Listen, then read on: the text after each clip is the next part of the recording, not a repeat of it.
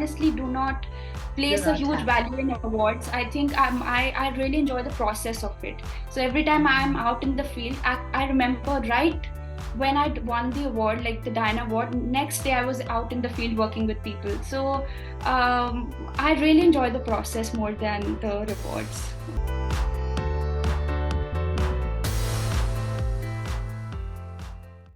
Every voice matters, especially when it comes to the issue of youth and the future of youth. Join us for a thought provoking discussion and an empowering conversation with Sanjoli Banerjee. She's joining me from Australia. Hi, Sanjoli, how are you doing? Hi, ma'am. I'm very well, thank you, and thank you for having me on the show. How are you today? I'm doing well, and I'm really excited to have Sanjoli with me today. She's taken her time out from her busy schedule. I've been following her for some time, and for my viewers, I have also interviewed her sister. So this is a rare occasion when both sisters have been interviewed on my channel. Say something with Maths. So let's begin. Sanjali, please tell me about the meaning of your beautiful name and what are you doing right now? Take us back to a bit of your schooling and college and about your hobbies. We will talk about your social activism a little later, but this is to know actually who Sanjali is other than on social media. Which food you love to eat, what kind of dresses you love, everything about you, and a little bit about your teen years. Over to you.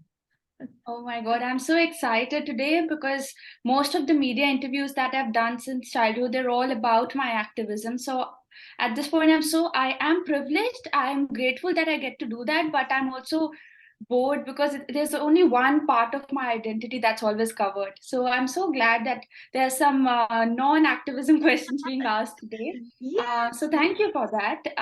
But yeah, it's a long story, and to cut it short, like 24-year-old journey. First question, my name. I think it's quite an uncommon Indian name. Yes.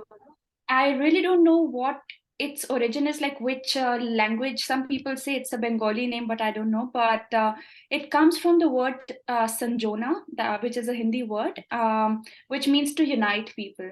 And it's a coincidence that how my life actually shaped out to be where I love working with people, uniting people for causes. So it was my parents' choice. They kept this name, and I love the name, and I love how you pronounce it. So, um, yeah. Besides that, ma'am, my childhood I think was amazing.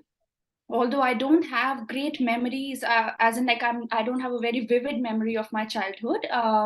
But whatever I remember is I got to spend a lot of time with my parents, which I think I have been very lucky about that. I see a lot of children don't get to do that today. Both my parents are teachers, and my mother would be a stay-at-home parent. She did not pursue her career because she was taking care of both her daughters. Unfortunately, quite patriarchal in that way because she was the one at home. And yeah, dad was a teacher, and now both of them are teachers. And I have a younger sister, as you said. She's been on your show. She is my closest buddy. I think she is my soulmate. We often say that. We're very close. And ours is a nuclear family. We have a lovely little dog. So that's our family. And And I parents, studied. they stay in Delhi? They stay in Karnal. So Karnal Achha. is in Haryana, Yeah, which Haryana. is where, yeah, both of us were born and raised. And this is one question that I'm often asked: how did Banerjees end up in Haryana? Because anyone who asks me, I say I'm from Haryana, and they're like, Haryana, Banerjees Mm. from Haryana. So it's an interesting story. But yeah, besides that, I did my schooling in Karnal itself. I went to St. Teresa's school, and it was nice. I changed quite a few schools in my primary school because my father was a teacher, so I used to change schools with him. Mm. I remember going to schools where he was the principal, and I would be given like VIP treatment there because I was the principal's daughter. So Oh. but I was also apparently quite clever as a kid. I remember I used to miss mom a lot at school. I was the pampered one, being the elder one. And I got 5 years with mom. So my sister was born after I was 5 years old. I So guess. I was very close to her, and I would often do this in school. I would tell my doctor at school that I have a bad stomach ache, which I think I had. I'm not sure. I'm sure I didn't make it up, but later I was told that this was a way of me going back home to my mom. Ah, So this is an interesting so story that I remember. yeah, of course. What about what kind of cuisine you like? Favorite food and passion about what do you cook? Do you cook? I do cook. I had to cook because to survive here. Yes. So I learned cooking because I came here as an 18-year-old. So that is when, like around 19, I started cooking. But I don't cook as often. I'm quite a lazy person, and I have, I think, a lot going on in my life, so I don't get a lot of time to cook. But the only cuisine that I know to cook is Indian food because that's my comfort food, and I absolutely love dal chawal, which is quite uncommon for people. But dal chawal is my comfort food. Like I can have Go it to food. any day, and Yeah. yeah, any number of times. So that is that. But besides that, I just really enjoy food. Like just the idea of fresh food. I just love that, and but nothing can beat home cooked food. I think I really, So true. really yearn So for true. home cooked food, especially Indian food. And Yeah. yeah, you're right. We get lots of food here. I'm a vegetarian, so it's a little hard for me to survive in this country because we have very limited options, unfortunately, as Mm, vegetarians. true, true. So, but yeah, I love anything related to vegetables. I have a major sweet tooth, so I love meetha. And you just mentioned that you have been here since you were 18-year-old. So people have been on my channel who have said that that was such a difficult phase when you leave home and come here, and a lot of mental issues happen because you miss food, miss home, miss the climate change, etc. So much that you want to go back, but you can't because you've taken a decision to be here. Well, tell me how you felt when you first were there, first few years. What was there in your mind that time, and how did you survive those initial phase? Absolutely. This is very true. And I think it's true for most of the international students who leave their home early on. But this decision was mine. So I had to own it somewhere. I wanted to study international security studies. So I requested my parents. Although I'd gotten admission back in India in one of the best colleges, but then I withdrew from there and I came to ANU here. So, but I would also cry a lot. I used to be very homesick because ours is a very close knit, Mm, small nuclear family. So I was very close to my parents. All my life, I had lived with them in the same mm, house. I would share my room with my sister. So I was used to all that chaos in the house. You know, you wake up to chaos, you sleep to chaos, and then mm. suddenly you land up in a university studio where there's like pin drop silence, and My exactly the God. culture is so different. So it was very hard. I used to tell my father sometimes, can I please drop out? Like, you know, drop out people, they become very popular and they do so well. Can I just drop out and come back to India? I'll be famous. And he used to tell me. So they would console me generally, but then Um, once they were like, see, now this is the final time we're having this discussion. You're not coming back. And after that, I actually realized that first year was hard. Second year, I realized that I wanted to make an identity for myself in the new place. yeah. So this was my chance to kind of step out of my parents' shadow because I was known by my parents' name back in India. They Oh, enjoy a good goodwill and reputation in my city. They're quite popular teachers, so everybody would say, "Oh, these are Banerjee sir and ma'am's daughters." But now I ah, had this chance of making an identity for my own, however I wanted it to be. So starting a life afresh. So that was oh, exciting. That yes. then Yeah. I became so excited that I actually, as soon as I started settling in, I decided, okay, I'm going to change another country. And I went to the UK for 6 months to do a semester exchange. And I studied in Sheffield. So that was Oh, right in my second year, just when I'd started to settle in. So then that gave me confidence. And when I came back, I was quite active on campus with like student politics and studies and lots of other things. So emotionally, loneliness, sometimes not being able to make the right friends. Academics can be hard. So it was really hard. I was a high scoring kid in India. I would get like 90s and all, and I got into top colleges. And here, the education system was totally different. It was research oriented. So CBSE doesn't prepare you for research at all. So that was very hard actually. Initially, my grades dropped down to like 60s, Yeah. like 50s and 60s, and I was shocked. I was like, how Mm. can a 90 plus person be scoring this low? Mm. So, but then you realize that's how you build up. And final year it was good. So I also happened to go through mental health issues in the final year. So Yeah. lots of things Lots happen, but happening. you learn True. a lot. Sanjoli, I wanted to ask you about your master's degree. You are doing you did international security studies. I'm first of all very keen to know what the subject entails. What did you Yeah. study in 3 years? And then to do, is there any relation between what you did in undergraduate versus you are doing master in social work? And why did you choose MSW to do? What do you see yourself doing after this? Three questions in one. Okay. So sure. So it's with undergrad, international security studies was a very new concept for me, and most of the Indians that I've spoken to, they have no idea. Like they're like, what is this? Is it a BA? Is it a BSc? What is it? But it's a very niche course, and it's a 3-year undergrad degree, like any other degree that you do. It falls under arts and social sciences, but also under the larger realm of political science and international relations. So that's how you go: political science, international relations, and then security. So it's very narrowed down, but it basically talks about or tries to understand the conflicts that the world is facing, or the Mm, threats that the world is facing, be it climate change, terrorism, interstate conflicts, which we call wars. mm, Wars can be trade wars or just general geopolitical wars. There are also intrastate wars, so insurgency and stuff like that. So all these kind of threats is the concern of international security studies, and then how we can tackle those. So a lot of it is about defense and strategic studies. So it was wonderful. I really enjoyed the degree. I really enjoyed studying all of that. I had started studying political science back in India before I came here. So 2 months I was at Miranda House, DU.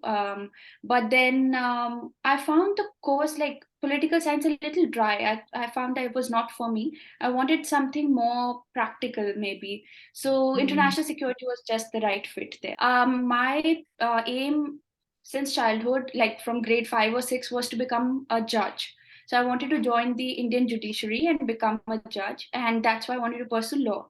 So, and hence I'd chosen humanities in high school. High So the school. plan was that, and then my slowly I decided, okay, my parents asked me if I wanted to go to foreign university. So I was like, yes, I want to go to the US because that's where the top schools are. Yeah. Mm. So we started off with that, but then my mom didn't like the idea of sending me to the US because of the Very young age. unstable political scenario there. Trump had just come in, and then a lot of gun issues, like or gun crimes and all of that. So my mom said clearly, "You're not going there." I was like, "Okay, eliminated." That option was eliminated. Now the UK. UK has some top law schools, and if you study in the UK, you can practice law in India as well. So it's recognized. Oh. So I was like, Mm. "Okay, perfect." I got into some schools, but then my parents were like, "No, you're not going to the UK either." And in the meanwhile, I also came across the concept of security in global politics. So that was a subject in my high school. As part of arts, we study political science. So I studied about security. So that was very interesting. I was always fascinated by the United Nations, especially in my high school. So international security seemed to take me one step closer to the UN somehow in my head. So I was like, I want, and then we were also exploring some top schools. So ANU ranks number 6 globally, and it competes with Ivy in political science. So Oh. I found out this, and my parents somehow really like Australia. Now, after that, I realized that this was a lot of research and policy making. So security studies is lots of like sitting in the office and just drafting policies and, analyzing foreign policies. And this is not me. So I Ah, was like, I need to be in touch with people. I like to be ah, working with communities one to one.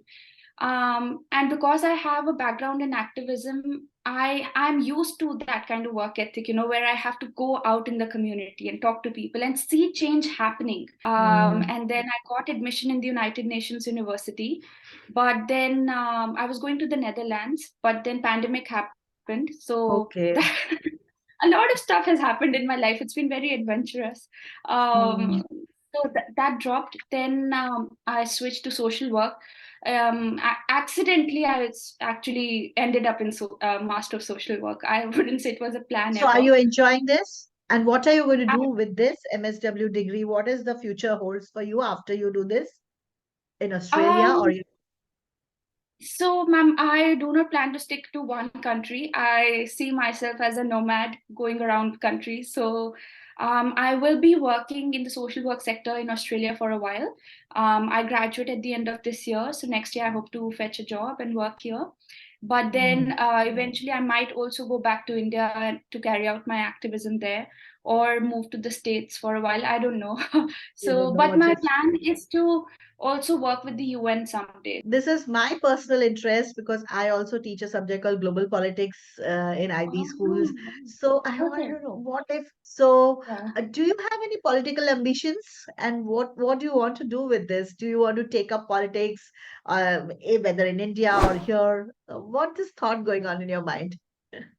I, in fact, love the idea of youth being in politics. And because I kind of somewhere propagate that idea, I want to practice it myself. So, after a lot of deliberation on which party to join, I joined the Labour Party here. Wow. And it is something that kind of connects with my or resonates with my ideology. So, it's purely out of experiment that I joined politics here, like the party here, and I'm part of the Young Labor unit. So we do a lot of like campaigning and stuff during elections. And interestingly, just around when I joined the party came to power. So like here, the government is a Labor government at the moment. Okay. So it's quite interesting, actually. But I Mhm. also got to witness Australian politics firsthand when I became a member of parliament for one day here, prime minister, and I sat with senators in the parliament. I addressed media. So that actually was quite an inspiring factor for me, a motivating factor. So, and I'm the only Indian to do so, in fact. So that was quite interesting. So, Sanjali, we had a long discussion about your education, where you completed, what are your future. But the reason why we are here today is to talk about your work as social activist in India. How did it all start? Father, in fact, started that NGO. What's it called? It's Sarthi, right? Yeah, that's the NGO. That's the NGO, and under that umbrella, you have done a lot of work in different areas, right? From education to menstrual hygiene to talking about underprivileged kids' education and a lot more. So, just let's talk about that and your initiation in this when you saw your father doing this. And now that you're here, who is looking after that? Your father continues with the work, and what is the plan in future? Sure. So it's a long journey, but also a major part of my life. I think activism has shaped my life to make me what I am today. So, and I think I'm very grateful and privileged that I got into it, and all thanks to my parents. So at the age of 5, actually, when my mother was expecting Ananya, a lot of people happened to pressurize my mom and try to convince her to go for an abortion because they already had one daughter, and they were like, why do you want another daughter? Just abort her and go for a son. That particular incidents actually happened to shape the journey. So Ananya was almost about to be aborted, but then at the last moment she was saved, and her birth basically came as a turning point in our life. So that defined a lot of things. So my parents decided that if we could go through all of this, despite being educated, despite living in an urban area, despite being teachers ourselves, what would happen to other people who, or other women who lack a voice? So that is when they started this campaign called Beti Bachao, Desh Bachao, which translates to Save Daughters, Save India. Then we on an expedition around 7 states of India, covering about 4,500 kilometers by road over 13 days. So we spread the message of Save Daughters, Save Earth. So this time it was the cause was environmental degradation. So that happened. So this is how my childhood, I spent my childhood. But then when I was in my undergrad, I happened to go on a Harvard conference to Kuala Lumpur, and I visited a refugee school there. And that was quite a touching moment in my life when I met these beautiful, bright kids, small kids, who had gone through so much in their life, but they were still smiling and they were dancing to this Shaka Doodle Doo song. And I was like, look at them, like we talk about our own stresses and issues in life. That is when I decided to start a school in India. And then Ananya and I, we basically chose a village, and then in rural Haryana, Sushiksha was born, which is a holistic education model, which is a free mobile school where all children are welcome and they study under one roof, irrespective of religion, caste, income class. They go to school or don't go to school, they go to private school or government school. Everybody studies there. So that happened. And then Ananya is quite passionate about mental health. So she started the project. And then we also started the menstrual hygiene project. So, and we have 250 members from across India now, who help us organize events in various cities, reach out to more people. But the idea is awareness generation. Yeah, that's pretty much it. So coming to your achievements, there are so many. I don't want to limit you to say I will not take few names. You have a lot of awards coming your way. You have been a lot of platforms speaking about various issues. And I also know that you're a Princess Diana awardee. So this is something huge. This is a big award to win for any young change maker. So out of all the awards which you won, which one is closest to your heart, and how does this Diana award change bring a change in your life? I am thankful, first of all, that you acknowledged all of this. And yes, I have been fortunate that I won all these awards, and the Diana Award was quite a surprise. I wanted to apply for it for a while, and I did. And when I received, because coming from a small city, it's not an everyday thing that you hear that a young girl from a small city is winning an international award. So for me, Absolutely. I hadn't seen anyone, a woman especially, winning this award before, from coming from a small city. So we see people from Mumbai, Delhi, and all these big cities winning these awards. So it was quite unusual. It came as a pleasant surprise. And I was nominated by my professor for this. So it was even more special. So it was great. And I think I've always admired Princess Diana for the work she did, for the fierce woman she was, standing out, in all her thinking and all of her work. So it was an honor, of course. And then I also received an award from the United Nations. And United Nations has been my dream Yes. workplace. So it was wonderful receiving an award from them. But honestly, I think somewhere awards, and I won't lie, they do bring happiness, but it's very temporary. I think that it's a very short-lived happiness.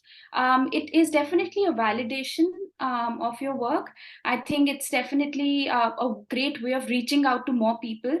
So every time I'm out in the field, I remember right when I won the award, like the Diana Award, next day I was out in the field working with people. So I really enjoy the process more than the rewards. I also know that you have your own talk show. So what is this about? You are, I mean, which area is there where you have not put your hands in? You are everywhere. You are also, it's called Perspective. When did you start it and what does it deal with? Yes, ma'am, I love experimenting, and that I think that is how I've led most of my life. It's mostly to seek new experiences, and I end up doing different things.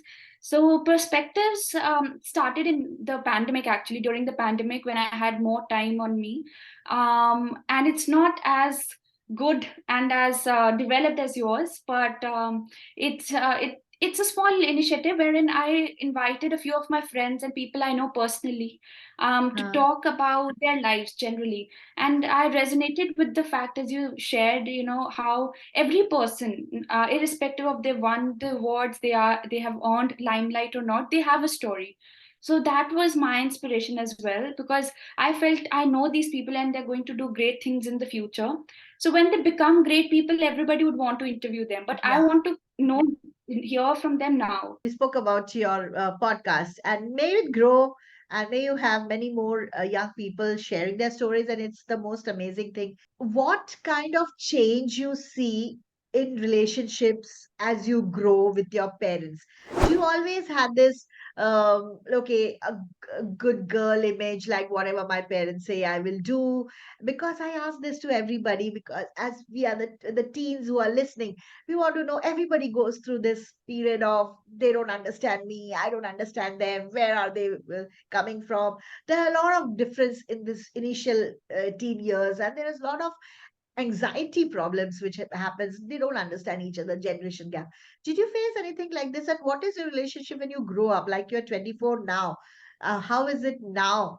Just purely take us back from your teen years to now. Sure. Yes, it definitely changes. And I've seen a drastic change. And yes, I was one of those kids who wanted to be in the good books of my parents, being an obedient kid, never saying no, being that good girl, Indian Yeah. traditional notion that we have. uh, I was one of them. And my relationship in my childhood was quite positive with my parents, but it was more of just listening to them and just saying yes to whatever they yes, said. yes, And I think as children, we place our parents on a pedestal. They are like God to us. So, whatever they say, you won't deny. You would think they are the best. They know everything. But then, as I grew up, I think with age, lots has changed for me, and including the relationship with my parents. Now they give me this liberty to question them, to discuss with them, and we have lots of healthy discussions, I think. So um, they consider me more as an equal. They consider me as an adult, which I think is not very common still in India, where still parents believe that they are a child is a child, and that child will always be a child for them. But in my mm, case, it changed, and I mm, think I have earned their trust.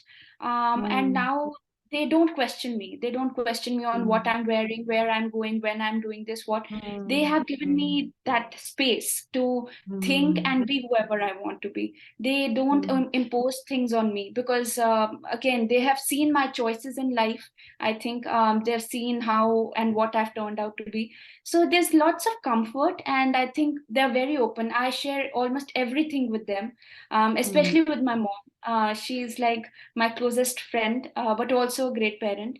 She mm. gives me the best advices, I think. So anytime I'm in a dilemma, she's the one to go to. It's very important to know that how to build up this relationship.